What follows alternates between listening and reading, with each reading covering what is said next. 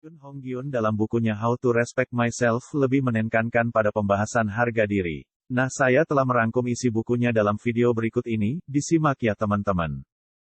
Jika ada seseorang yang percaya bahwa ia tidak beruntung, maka kita tahu bahwa ada sesuatu yang membuatnya berpikir demikian. Jangan lupa bahwa orang-orang dengan kepercayaan seperti itu jauh lebih menderita daripada yang terlihat. Kebiasaan yang harus dibuang untuk memulihkan harga diri yaitu, mudah putus asa, tidak bergairah, rendah diri, menunda dan menghindar, sensitif. Kamu harus membuang keenam kebiasaan ini.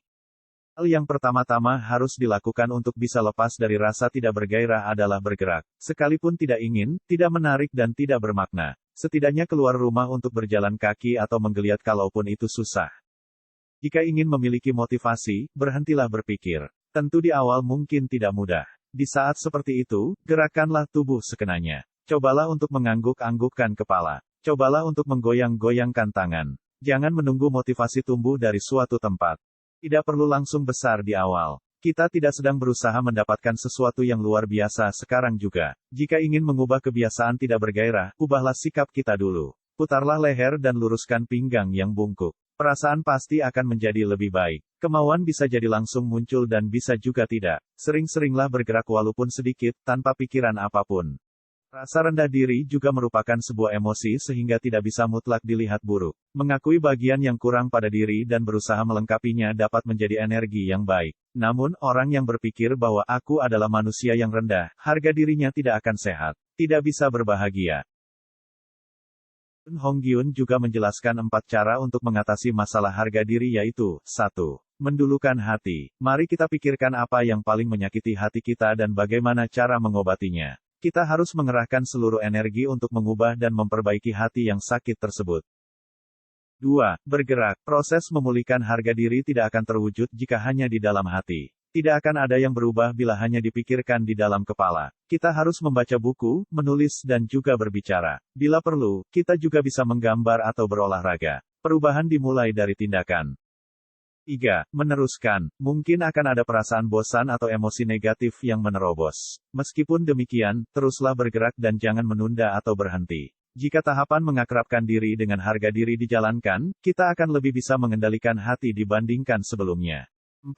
Tidak sendirian. Sebaiknya lakukan secara bersama-sama agar bisa tetap lanjut. Jika merasa tidak bisa melakukannya bersama orang lain, Anda bisa melakukannya dengan kertas memo, buku harian, dan blog. Saya menyarankan Anda setiap harinya mencatat apa dan bagaimana usaha Anda setiap harinya daripada membiarkannya berlalu begitu saja.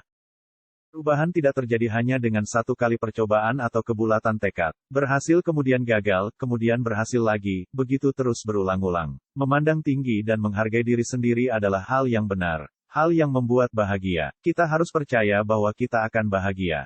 Anda bisa hidup berbahagia, kita harus membiasakan diri membiarkan urusan orang lain menjadi urusannya. Kita tidak akan mungkin bahagia dengan terus-terusan memikirkan ucapan atau tindakan orang lain dan berpikir bahwa kita menjadi korban. Tidak apa-apa, siapapun begitu, kamu sudah melakukan yang terbaik. Sekarang juga sudah lumayan, aku menyayangimu. Apapun yang terjadi, jangan lupa bahwa kamu layak dicintai. Itu semua adalah ucapan yang ingin didengar oleh otak kita. Harga diri kita tidak dapat tumbuh karena kita tidak bisa mendengar kata-kata ini. Harga diri perlahan-lahan akan pulih dan tumbuh setelah mendengarnya.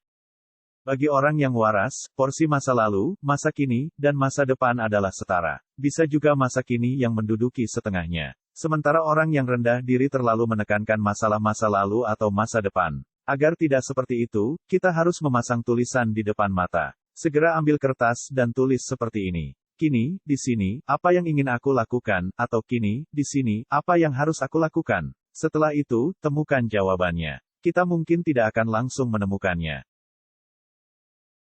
Harga diri itu seperti rumah.